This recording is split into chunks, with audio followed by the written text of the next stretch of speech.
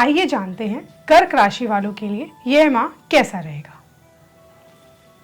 नमस्कार मित्रों, नव वर्ष की हार्दिक शुभकामनाएं।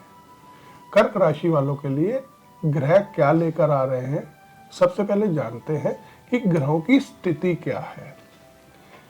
दूसरे स्थान पर यानी कि सिंह राशि के अंदर इस समय चंद्रमा गोचर कर रहे हैं। जब ये माह शुरू होगा तीसरे भाव में कन्या राशि में केतु गोचर कर रहे हैं। पांचवें भाव में वृश्चिक राशि में बुध और शुक्र गोचर कर रहे हैं। छठे भाव में धनु राशि में सूर्य और मंगल गोचर कर रहे हैं। आठवें भाव में शनि गोचर कर रहे हैं। भाग्य स्थान पर राहु गोचर कर रहे हैं और कर्म के स्थान पर बृहस्पति गोचर कर रहे हैं। जो यह योग बन रहा है, यह छठे भाव, 10वें भाव और दूसरे भाव को मिलाकर बृहस्पति जो है एक योग बना रहे हैं, जिसको हम एक उत्तम योग मानते हैं। ग्रहों की स्थितियां आपको दिखा रही हैं कि कर्क राशि वाले जातक अपने परिवारजनों को लेकर बहुत चिंतित हैं या उनके बारे में कुछ ज्यादा सोच रहे हैं और व्यवहार में थोड़े से जिद्दी भी हो रखे हैं। तो ग्रह कहते हैं कि आप अपने जिद्दपने को थोड़ा सा कम करें, तभी लाभ होगा। यदि आपने अपने जिद्दीपना को कम नहीं किया तो आपको कुछ नुकसान हो सकता है, जबकि ग्रह आपको लाभ देने के लिए आए हैं। बृहस्पति जब भी 10वें स्थान से छठे भाव को देखता है और छठे भाव में मित्र बैठे हों, जहां पर सूर्य और मंगल बैठे हैं, यह आपको कंपटीशन के बढ़ने की सूचना देते हैं। लेकिन कंपटीशन बढ़ेगा उतना ही आपको लाभ होगा। यानी कि जो नौकरी पेशा जातक हैं और जो व्यापार कर रहे हैं जातक, उनके लिए यह समय उत्तम रहेगा। जितना कंपटीशन आपका बढ़ेगा उतना इस माह में आप तरक्की करेंगे और उतना ही लाभ होगा। 8वें स्थान पर जब शनि का गोचर चलता है तो आपको जिंदगी में कुछ अचानक लाभ के संकेत भी देता है और लाइफ को बढ़ाता है, कम नहीं करता है। लेकिन क्योंकि भाग्य स्थान पर राहु गोचर कर रहे हैं तो कुछ धार्मिक यात्राएं भी कराने के योग बनते हैं। दूसरे भाव में चंद्रमा और उसके आगे तीसरे भाव में केतु गोचर कर रहे हैं।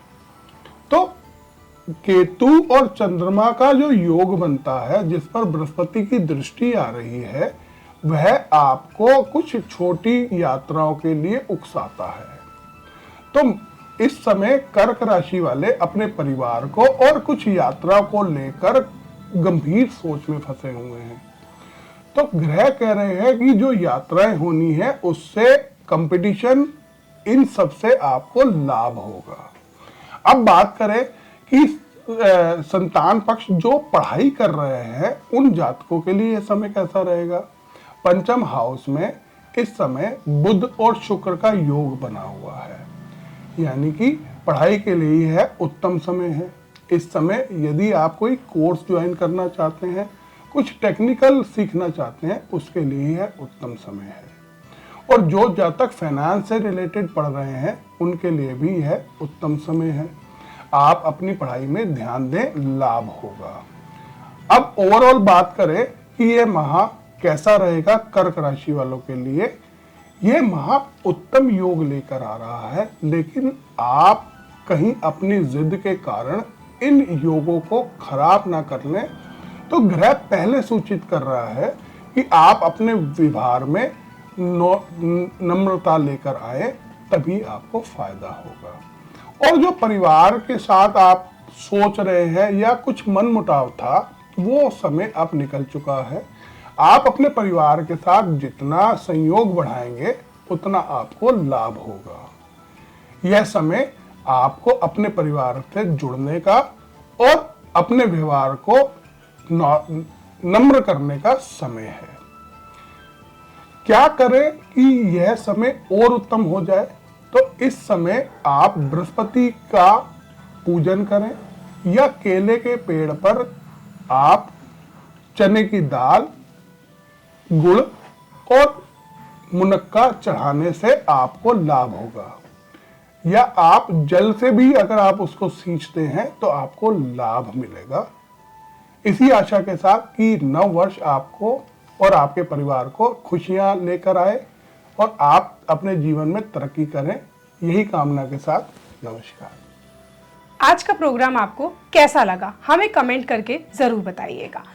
अगर आपको आचार्य जी से अपने राशिफल के बारे में और जानकारी लेनी है तो स्क्रीन पे नीचे दिए नंबरों पे कॉल करिएगा और हमारे चैनल को सब्सक्राइब कीजिए, लाइक कीजिए एंड शेयर कीजिए।